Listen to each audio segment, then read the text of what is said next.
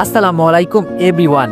অন্ধমের ভালোবাসা সিজন 2 8 নম্বর পার্ট। তো চলো বেশি কথা না কইয়া গল্প শুরু করা যাক। খাওয়া দাওয়া শেষ, পেট টুইটুম্বর। ঢেকুর তুলতে তুলতেই দুইজন হাঁটা দিল বাড়ির পথ ধরে। ল্যাম্পপোস্টের আলোয় একটুখানি বাতাসে যেন তাদের সুখের সঙ্গী হয়ে উঠল। বাড়ি ফিরে দীপু চুপচাপ রিয়ার হাতে 500 টাকার একটা ভাঁজ করা নোট ধরিয়ে দিল। রিয়া চোখ কুচকে প্রশ্ন করল, এখন আবার টাকা কেন? দীপু মুচকে হেসে বলল, ওই যে বলেছিলাম না তোমার সালামি বাকির খাতায় রেখেছি। ঘুরে ফিরে হিসাব কষে দেখি 800 টাকার মতো বেঁচে গিয়েছে, তাই ভাবলাম অন্তত তোমার সালামিটা তোমায় বুঝিয়ে দিই। রিয়া হেসে মাথা নিচু করে রইল। ঠোঁটের কোণে খেলে গেল এক বিনতি তৃপ্তির রেখা। স্নেহা তখনও আদো ঘুমে, তাকে কোলে তুলে নিয়ে জাগিয়ে আদরে আদরে খাইয়ে দিল রিয়া। রাত গভীর হলে শুয়ে শুয়ে ছাদের ফ্যানের শব্দের ফাঁকে নিজের মনেই ভাবতে লাগলো দীপু, এই শহরের বাস্তবতা। জীবনের ছোট ছোট সংগ্রামের মাঝেও কোথাও যেন একটা দায় থেকে গেছে। মা বাবা যারা তাকে বড় করেছেন, আজ তারা গ্রামে কেমন আছে কে জানে। বুকের গহীনে একটা আলতো টান লাগলো। দীপু মনস্থির করল, এবার আর দেরি নয়, কিছু টাকা জমিয়ে এবার একবার গ্রামে যাব। মা বাবা সামনে গিয়ে দাঁড়িয়ে বলবো, তোমরা যা করো যেমন করো, আমার কর্তব্য ছিল একবার এসে তোমাদের মুখটা নিজের চোখে দেখা। ভালো নেই সুরাইয়া। রাতের নিস্তব্ধতা ভেঙে মাঝে মাঝে ভেসে আসে তার দমচাপা দীর্ঘশ্বাস, একটানা, একঘেয়ে অথচ কষ্টে ভেজা। ভেবেছিল সংসার মানেই ভালোবাসা, দায়িত্ব আর নিরাপত্তা, অথচ এখন মনে হয় এই ঘরটা যেন তার জন্য একটা ধোয়া ভরা শ্বাসরুদ্ধ কাঁচা। বাবার বাড়ি থেকে ব্যবসার কথা বলে এনে দেওয়া টাকা সবই গেছে নেশার আগুনে। যেই মানুষটাকে ভরসা করেছিল, ভালোবেসেছিল, সেই আজ যেন সবচেয়ে বড় প্রতারক। সেই দিন রাতে যখন জুয়া খেলার টাকা না পেয়ে তার কানের দুলটা ছিঁড়ে খুলে নিল কেবল টাকার জন্য, তখনই ভিতরে কিছু একটা চিরে গেল। কান দুটো তখন কেবল ব্যথা করেনি, রক্তকরণ করেছিল মনটা। সুরাইয়া কিছুতেই আগে বুঝতে পারিনি, যেই মানুষটার চোখে চোখ রেখে ভালোবাসার কথা বলে সেই মানুষটা নেশার ঘরে তার আত্মসম্মানকেও পণ করে দেয়। পদে পদে সে চেয়েছে, সুরাইয়া দিয়েছে, কখনো বাবার জমানো টাকা, কখনো নিজের স্বপ্ন বিক্রি করে। ভেবেছে একদিন মানুষটা ঠিক বদলে যাবে, কিন্তু তার অজুহাতের আর শেষ নেই। ব্যবসায় লোকসান, বন্ধুদের দেনা, অসুস্থতা, এইসব বলে টাকা নিয়েছে। আর সে টাকায় শেষমেশ মিলেছে সিগারেটের ধোঁয়ায়, মদের গন্ধে। এখন সুরাইয়ার চোখে ঘুম নেই, বুকের মধ্যে ঠাঁই নেই।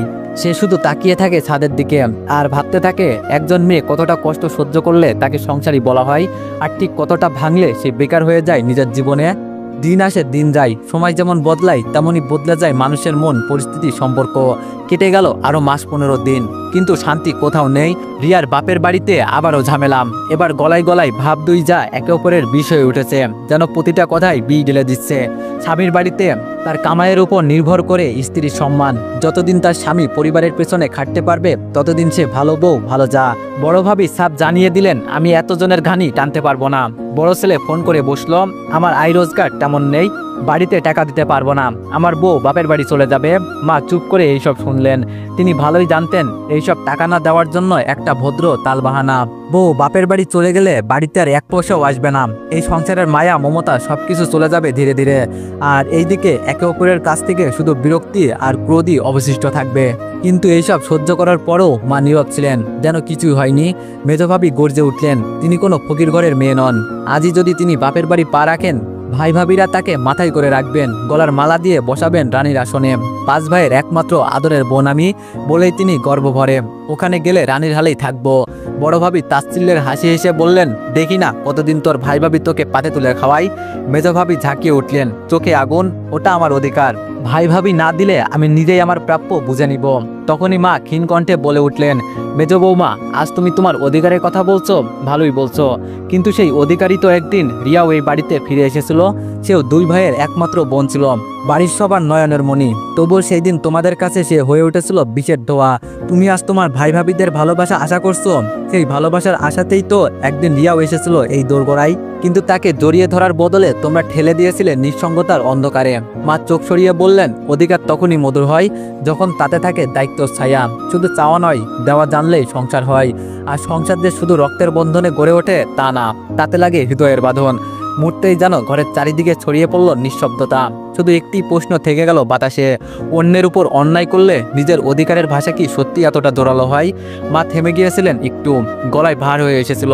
তারপর ধীরে ধীরে যেন বুকের অতল থেকে তুলে আনলেন অবক্ত ক্ষোভ আর না বলা অভিমানের কথাগুলো। আমাকেও বুঝিয়েছিলে রিয়াকে যেন বিয়ে দিয়ে দিই, বলেছিলে তোমরা তাকে খাওয়াতে পারবে না, তার দায়িত্ব নিতে পারবে না। তোমাদের চোখে তখন সে শুধুই বোঝা ছিল, নয়নের মণি নয়, যেন অচেনা এক মুখ। আমি বুঝেছিলাম আমার অবর্তমানে আমার মেয়ের কেউ থাকবে না, সে হবে কুলহীন, দিখারা। তাই মায়ের মন কেঁদেও জোর করেছিল বিয়ে দিতে। ভাবলাম হয়তো স্বামীর সংসারে গিয়ে সে একটু শান্তি পাবে, কিন্তু দিন শেষে মেয়ে আমাকেই ভুল বুঝলো। ভেবে পেল না মায়ের চোখের জলে কতটা অন্ধকার ছিল। সেই অন্ধকারে আমি আমার সমস্ত আলো দিয়ে তাকে একটু রক্ষা করতে চেয়েছিলাম। মা চোখ মুছলেন, একটুখানি হাসলেন জানো। অধিকার যেদিন ছাত্র ঢেলে যায় সেদিন সম্পর্ক শুধু শব্দ হয়ে পড়ে থাকে, আর তার কোনো মানে থাকে না।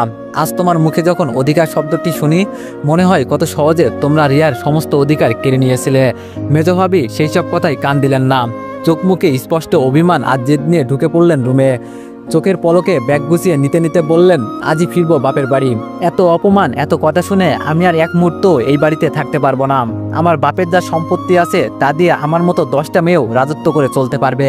ঘর থেকে উচ্চস্বরে শাশুড়ির উদ্দেশ্যে বলে উঠলেন, শুনুন মা, আপনারা যখন আপনার ছেলে ফেরত আসবেন তখন আমি ফিরবো এই বাড়িতে। তাকে বলবেন আমাকে যেন গিয়ে নিয়ে আসে।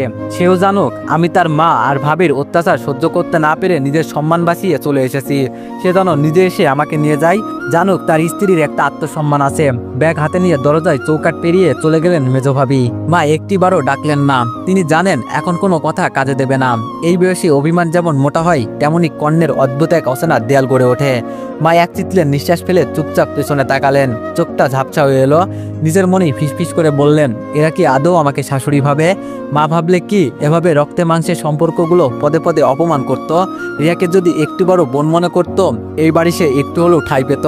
আর ছেলেরা, তারা তো এখন বইয়ের ভালো মন্দই ডুবে থাকে। মা বোন যেন পর হয়ে গেছে। জীবনটা কত শান্ত ছিল যখন রিয়ার বাবা বেঁচে ছিল। তার মুখের এক ডাকে গোটা সংসার এক হয়ে যেত। ছেলেমেয়েরা কাঁধে কাঁধ মিলিয়ে চলতো। সুখের ঢেউ যেন বাড়ির আঙ্গিনায় শুয়ে যেত প্রতিদিন। এখন সেই ঢেউ নেই। আজ শুধু এক একটা দ্বীপ হয়ে পড়া আত্মীয়তা, যেখানে ভালোবাসায় ডুবে গেছে। শুধু থেকে গেছে অধিকার, অভিযোগ আর এক চিত্লে একাকিত্ব। সারাদিন হাড় ভাঙ্গা খাটুনি শেষে ক্লান্ত শরীরে বাড়ি ফিরল দীপু। চুপচাপ এসে হাতে ধরা টাকাগুলো রিয়ার দিকে বাড়িয়ে দিল। নিজে খাটে ধপ করে বসে রইল নিঃশব্দে। দীপুর মুখভঙ্গিতে অদ্ভুত এক ধরনের উদ্বেগ, চিন্তার রেখা স্পষ্ট। রিয়া ফিসফিস করে জিজ্ঞেস করলো, কি হয়েছে? দীপু মাথা নাড়িয়ে কিছু বলার চেষ্টা করলো, কিন্তু মুখে ফুটে কিছুই বের হলো না। রিয়া আবারও প্রশ্ন করলো, বলুন না কি হয়েছে? দীপু বলল, আজ বাসা ভাড়া দেওয়ার তারিখ, পকেটে টাকা পয়সা কিচ্ছু নেই। আজ যা হাতে পেয়েছি তা তো তোমাকেই দিয়ে দিলাম। মেয়ের জন্য ছেলেলা কানতে হবে। রিয়া বলল, কাকা কাকি কিছু বলেছে ভাড়া নিয়ে? দীপু বলল, না কিছু বলেনি। না দিলেও কিছু বলবে না, কিন্তু আমার ভিতরেই অস্বস্তি লাগছে। কথা অনুযায়ী দিতে না পারলে নিজেরই খারাপ লাগে। রিয়া বলল, যখন কিছু বলেনি তখন মন খারাপ করারই বা কি আছে? দীপু বলল, কিন্তু কাল পরশু তোমার হাতে তো কিছুই দিতে পারবো না। কষ্ট করে চালিয়ে নিও। ভাবলাম ওই 2 দিনের বেতন দিয়ে বাসা ভাড়া মেটাবো। রিয়া মৃদু হেসে বলল, বাসা ভাড়া দিতে হবে না। দীপু বলল, কেন? বাসা ভাড়া কি মাফ হয়ে গেল? রিয়া বলল, সেটা না, আমি দিয়ে দিয়েছি। দীপু থমকে গেল, টাকা কোথায় পেলে? রিয়া বলল, মেয়েদের বুঝি জমানো টাকা থাকে না? প্রতিটি মেয়ের জীবনে কিছু না কিছু সঞ্চয় থাকে। আমারও ছিল। আজকে বাসা ভাড়ার দিন দেখে ভাবলাম আপনার অপেক্ষা না করে দিয়েই দিই। দীপুর চোখ ঝাপসা হয়ে এলো। চুপচাপ রিয়ার দিকে তাকিয়ে রইল কয়েক মুহূর্ত। কণ্ঠে এক ফোঁটা কৃতজ্ঞতা, একরাশ বিস্ময় নিয়ে বলল, তুমি আমার বলার আগেই সব বুঝে গেলে। রিয়া হালকা হাসলো। সংসার শুধু রান্নাঘর নয়, সংসার মানে দুজনের মানুষের কাঁধে কাঁধ মিলিয়ে পথ চলা। আপনি তো প্রতিদিনই কত কিছু নিয়ে ভাবেন। আমি যদি একটু দায়িত্ব না নিই তবে এই সংসার কি শুধু আপনার একার, আমার না? দীপু মাথা নিচু করে বলল, ভাবিনি তুমি এমনভাবে আমার পাশে দাঁড়াবে। আমি তো ভেবেছিলাম তোমাকে শুধু বোঝাই দিয়ে যাচ্ছি দিনের পর দিন। রিয়া দীর্ঘলায় বলল, আপনি বোঝা দেন না, আপনি ভরসা দেন। আর সেই ভরসার জায়গাটুকু আমি আগলে রাখতে জানি। দীপু যেন নিঃশব্দে হাঁপ ছেড়ে বাঁচল। ভেতরটা হালকা হয়ে এলো, যেন দীর্ঘদিন পরে কারো কোমল স্পর্শে হৃদয়ে ক্লান্তি ধুয়ে গেল। রাতে মৃদু বাতাসের জানালার পর্দা দুলিয়ে দিল, আর ঘরের কোণে ছায়া হয়ে ছড়িয়ে পড়ল একটু স্নেহ, একটু বিশ্বাস আর অনেকখানি ভালোবাসা। সপ্তাহখানিক কষ্টের পরিশ্রম শেষে দীপু মনে মনে সিদ্ধান্ত নিল, এবার একবার গ্রামে যাওয়া দরকার। হাতে সামান্য কিছু টাকা জমেছে, সেইটুকু নিয়েই সে ফিরতে চায় সে করে, যেখানে তার শৈশবের ছায়া এখনো পড়ে থাকে নিঃশব্দে। যেমন ভাবনা তেমন কাজ। রাতে বাড়ি ফেরার সময় গ্যারেজ মালিকের কাছে গিয়ে বিনয়ের সঙ্গে বলল, কাকা কাল একদিন ছুটি লাগবে, গ্রামের বাড়ি যাব। গ্যারেজ মালিক হেসে সম্মতি দিলেন। রাতে খাবারের সময় চুপি চুপি রিয়াকে জানালো সেই খবর। রিয়া, কাল আমি বাড়ি যাব। রিয়া চমকে তাকিয়ে বলল, কোন বাড়ি? দীপু বলল, যেখানে ছোট থেকে বড় হয়েছি। সেই ভাঙা বারান্দা, সেই কাঠের পালঙ্ক, সেই উঠোনের হাসি, কান্নার ঘ্রাণ সব পড়ে আছে। যেখানে সেখানেই যাব। রিয়ার চোখে ভাসলো সেই বাড়ির গল্প, যেখানে যাওয়া মানেই পুরনো অভিমান জেগে ওঠা। সে একটু থেমে বলল, আবার পিছনে ফিরে যাবেন? যেই বাড়ি একদিন চোখের জল নিয়ে ছেড়ে এসেছেন, সেখানেই আবার কোন মুখে পা রাখবেন? দীপু মৃদু আসলো, যেন সেই হাসির আড়ালে বহু না বলা কথা চাপা পড়ে আছে। সেই বাড়িতে আমি আমার সবচেয়ে মূল্যবান কিছু রেখে এসেছি, তাদের টানেই যেতে হবে। দূর থেকে একবার দেখেই ফিরে আসবো, বাড়ির চৌকাটে পা রাখবো না। কিছু স্মৃতি আছে যেগুলোকে বারবার মুছে ফেললেও তারা ঠিক পেছন থেকে ডাক দিয়ে যায়। রিয়া একটু বিষণ্ণ মুখে বলল, বেশ, আপনি যা ভালো বোঝেন তাই করুন। দীপু তাকিয়ে রইল রিয়ার মুখের দিকে। সে জানে রিয়ার দৃষ্টিতে এই নীরবতা অনেক শব্দের চেয়ে গভীর। ভাঙা সম্পর্ক আর স্মৃতির বোঝা নিয়ে কেউ চিরদিন এগোতে পারে না। কখনো কখনো একটু পিছন ফিরে দেখাও প্রয়োজন হয়ে পড়ে, শুধু সামনের পথটা আর একটু ভালোভাবে হাঁটার জন্য। সকাল সকাল বেরিয়ে পড়ল দীপু। গন্তব্য সেই চিরচেনা গ্রাম, যেখানে প্রতিটি গাছপালা, প্রতিটি মোড়, প্রতিটি মুখ আজও ভীষণ আপন। বাস স্ট্যান্ডে দাঁড়িয়ে আশেপাশটা একবার নীরবে দেখে নিল দীপু। লোকজন ছুটছে, কেউ হাতে টিফিন ক্যারিয়ার, কেউ বা মাথায় বোঝা, এক একটা মুখে কষ্টের ছাপ। তবুও ভিতরে একরাশ নির্লজ্জ আনন্দ। পরিবারের মুখে হাসি ফোটানো ছোট্ট স্বপ্নই তাদের চালিকা শক্তি। মনে মনে ভেবে নিল, এই যে প্রতিদিন অসংখ্য পুরুষ মানুষ ঘর ছেড়ে বের হয়, রোদ বৃষ্টি ধুলা মাথায় নিয়ে ছুটে চলে শুধুমাত্র পরিবারের একটা ভালো দিনের আশায়।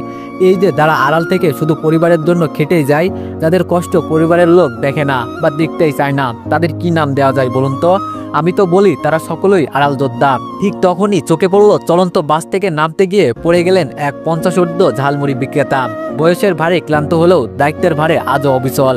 মাটিতে লুটিয়ে পড়েও নিজের কাজের ঝাঁপিটা আগলে রাখার চেষ্টা করলেন তিনি। বাড়িতে কেউ হয়তো অপেক্ষায়, আবার হয়তো কেউ জানেই না যে প্রতিদিন সকালে যেই মানুষটা বেরোয় সে হয়তো আর ফিরবে না। দীপু দৌড়ে গিয়ে তাকে সাহায্য করল। চাচা ধূলিধূসর হয়ে উঠে বসতেই দীপু বলল, এই যে অসুস্থ শরীর নিয়ে এই কাঠফাটা রোদের মধ্যে বের হন, যদি কখনো জীবন এখানেই থেমে যায়, যদি আর না ফেরা হয় সেই বাড়িতে, তখন কি হবে? আপনার ভালোবাসার মানুষগুলো কোথায় খুঁজবে আপনায়? বৃদ্ধ মিলান হেসে বললেন, পুরুষ মানুষকে কেউ নিঃস্বার্থভাবে ভালোবাসে না, সবাই ভালোবাসে তার অবস্থানকে। পুরুষ মানুষ বাড়িতে না গেলেও চলে, কিন্তু তাদের টাকা বাড়িতে না গেলে যেন সংসার থেমে যায়। এক মুহূর্তের জন্য দুই চোখে মিলিয়ে হাসলেন সেই বৃদ্ধ। সেই হাসিতে ছিল জীবনের সব পরিশ্রম, সব দায়ভার আর একরাশ শান্তি, যেটা শুধু একজন আড়ালের যোদ্ধাই বুঝতে পারে। বহুদিন পর গ্রামে পা রাখলো দীপু। চেনা গন্ধ, চেনা হাওয়া আর অপরিচিত বাস্তবতা যেন একসঙ্গে তাকে আবচ্ছন্ন করে তুলল। মুহূর্তে চোখের সামনে ভেসে উঠল তার শৈশব, জলভরা পুকুর ঘাট, আম গাছের নিচে মার আহ্লাদি ডাক, আর বাবা শক্ত হাতে ধরে স্কুলে যাওয়া। নির্ভয়ে এগিয়ে গেল ছোট্ট সেই বাড়িটার দিকে, যেখানে প্রতিটি ইট আর দেয়ালের ভাঁজে লুকিয়ে আছে হাজারো স্মৃতি।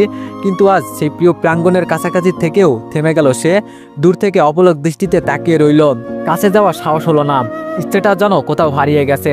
বাড়িটা এখনো সেই আগের মতোই আছে, সেই দেয়াল, সেই খোলা বারান্দা। কিন্তু বাড়ির মানুষগুলো, তারা কি এখনো আগের মতোই আছে, নাকি সময়ের ব্যবধানে তাদের মনেও জমেছে দূরত্বর আস্তরণ? দীপুর বুকের ভেতর হঠাৎ চাপা কান্না গুমড়ে ওঠে। এই যে বাড়িটা এতটা কাছে দাঁড়িয়ে আছি, তবুও কেন মনে হচ্ছে আমি যেন বহু দূরে কোথাও দাঁড়িয়ে আছি। মা বাবার মুখটা চোখে ভাসে বারবার, কিন্তু কাছে যাওয়ার সাহস হয় না, দেখাও হয় না। রিয়াকে সে কথা দিয়েছিল এই চৌকাটে সে পা রাখবে না, দূর থেকে শুধু দেখে যাবে স্মৃতির শেষ ঠিকানা। কিন্তু হঠাৎ যেন বুকের ভেতর কারা হাতড়ে বেড়ায়। একটিবার মাকে না দেখলে কি চলে যাওয়া যায়? একবার বাবার মুখ না দেখলে কি চোখে শান্তি আসে? দীপু অনেকক্ষণ দাঁড়িয়ে থাকে নিঃশব্দে। যদি কারো একটু দেখা পাওয়া যায়, চোখে জমে ওঠে অতীতের জলের রেখা। সময়ের ভারে নত হয়ে আসা সন্ধ্যা তাকে যেন হাত বাড়িয়ে বলছে, ফিরে যা, অন্তত একবার চোখে চোখ রেখে বিদায় নিতে শেখ। অনেকক্ষণ অপেক্ষা করার পরও আর যখন কারো চেনা মুখ দেখা গেল না, হৃদয়ের ভিতর যেন একরাশ হালকা ধোয়ার মতো হাহাকার জমে উঠল। তবুও চোখে জল নয়, শুধু নিঃশব্দে এক নিঃশেষ প্রস্থান। দীপু পকেট থেকে বের করলো 1000 টাকার 3টা নোট। একটা সরল মুখের ছেলেকে থামিয়ে কাপা কণ্ঠে বলল, এই নাও, গিয়ে ওই বাড়ির কোনো বৃদ্ধা বা বৃদ্ধের হাতে দিয়ে এসো। তারা যদি কিছু জিজ্ঞেস করে, বলো তোমাদের বড় ছেলে এসেছিল, এসেই চলে গেছে। শব্দগুলো যেন বাতাসে মিলিয়ে গেল, আর তার সঙ্গে মিলিয়ে গেল দীপু নিজেও। চেনা উঠোন, চেনা বারান্দা, তবুও তার থেকে সরে যেতে একটু পিছন ফিরে তাকালো না সে। হেঁটে চললো ঠিক বিপরীত দিকে, যেখানে অপেক্ষা করে না কোনো স্মৃতি, নেই কোনো অভিযোগ। যাওয়ার পথে হঠাৎ মুখোমুখি হয়ে গেল এক চিরচেনা চাচার সঙ্গে। চাচা দীপুকে দেখে চমকে উঠলেন। তারপর এক মুহূর্ত বুকে জড়িয়ে ধরে বললেন, কেমন আছো রে বাবা? কতদিন পর দেখা, কোথায় থাকিস, কি করিস? চোখে মুখে চিরচেনা স্নেহের ছায়া। দীপু হালকা এসে প্রশ্নের জবাব দিল, কিন্তু কোনো উত্তরে তাপ ছিল না, ছিল শুধু কালের ভারে ক্লান্ত এক স্বর। চাচা বললেন, চলে যাবি? অন্তত এক কাপ চা খেয়ে যা। এই গ্রামের মাটির স্বাদ কি তোর জিভে আর লাগে না রে? দীপু মৃদু এসে বলল, চোখে এক অপরাধ বিষাদ, কণ্ঠে হালকা অনুনয়। চা খেলে হয়তো তৃপ্তি পেতাম চাচা, কিন্তু যে জায়গায় প্রতি মনের ভেতর তৃষ্ণা জমেছে, সেখানে তৃপ্তি খোঁজাটা কি ভুল নয়? চাচা চুপ করে গেলেন। দীপু বিদায় নিল, মাথা নিচু করে হাঁটতে লাগলো। পেছনে রইল ধুলো জামা এক শৈশব, আর সামনে অজানা ভবিষ্যতের দিক চড়া এক নীরব যোদ্ধা। মা অপার্থিব চোখে 1000 টাকার 3টা নোটের দিকে তাকিয়ে রইলেন। শুধু টাকা নয়, সেখানে যেন জড়িয়ে আছে অনেক না বলা কথা, চাপা কান্না আর এক অন্তত মমতার স্পর্শ। খুশিতে গলা কেঁপে উঠল, তবু নিজেকে সামলে বাবাকে ডেকে বললেন, ওগো শুনছ, আমাদের বড় ছেলে এসেছিল। বাবা নুইয়ে দেওয়া শরীরটা টেনে বসে তার পাশে তাকালেন। চোখে ছিল খোঁজার আকুলতা, মনে এক অনিচ্ছারিত আত্মীয়। জিজ্ঞেস করলেন, কোথায় সে, আমার বড় ছেলে কোথায়? মা ভেজা কণ্ঠে বললেন, চলে গেছে। দূর থেকে এসে বুকটা দেখিয়েই চলে গেছে।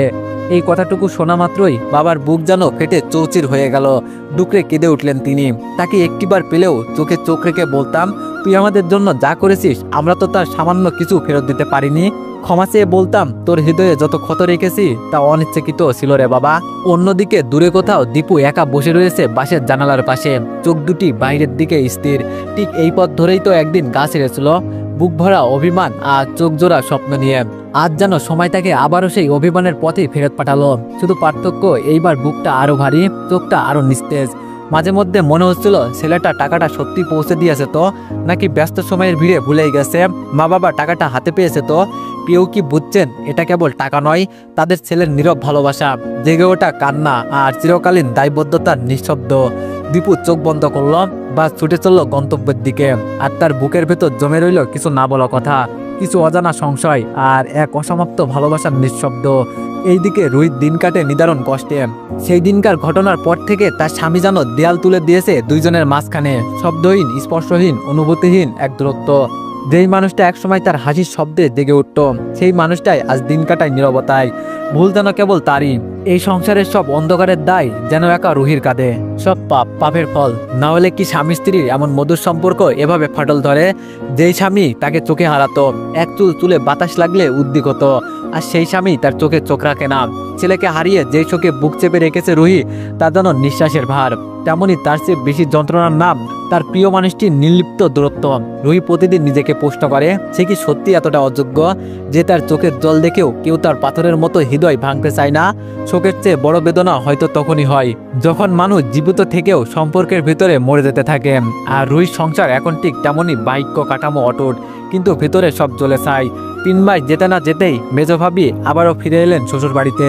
এই ফিরে আসা যেন পরাজয়ের নয়, বরং আত্মার মুক্তি। প্রিয়জনের কোলে ফেরার অনিবার্য টান। দরজায় পা রাখতে শাশুড়ির পায়ের উপর ঝাঁপিয়ে পড়ে কান্নায় ভেঙে পড়লেন তিনি। বুক ফেটে আসা কণ্ঠে বললেন, মা আমি বুঝেছি, আপনারাই আমার আপনজন। বাবার বাড়ির রাজপ্রসাদের থেকেও স্বামীর এই ভাঙা ছাউনি ঢের ভালো। সেই রাজপ্রসাদে আছে চাকচিক্য, কিন্তু শান্তি নেই মা। যে শান্তি আমি এই উঠানে পাই, যে নিঃশ্বাস আমি এই ভাঙা বারান্দায় নিতে পারি, সেই প্রশান্তির ছায়া ওই বাড়িতে নেই। চোখ মুছে আবার বললেন, সেখানে আমি কাজের লোকের মতো খেটেছি, তবুও কারো মন পাইনি। কাজের বেলায় আমি 5 ভাবির সমান, আর খাওয়ার বেলায় না, এই ঘরে নয়, ওই ঘরে যাও, ওই ঘরে নয়, তার ঘরে খাও। এক টুকরো ছায়াও যেন কেউ দিতে রাজি নয়। চোখে চোখ পড়লেই মনে হয় আমি যেন ভুল করে জন্মানো কারো দায়।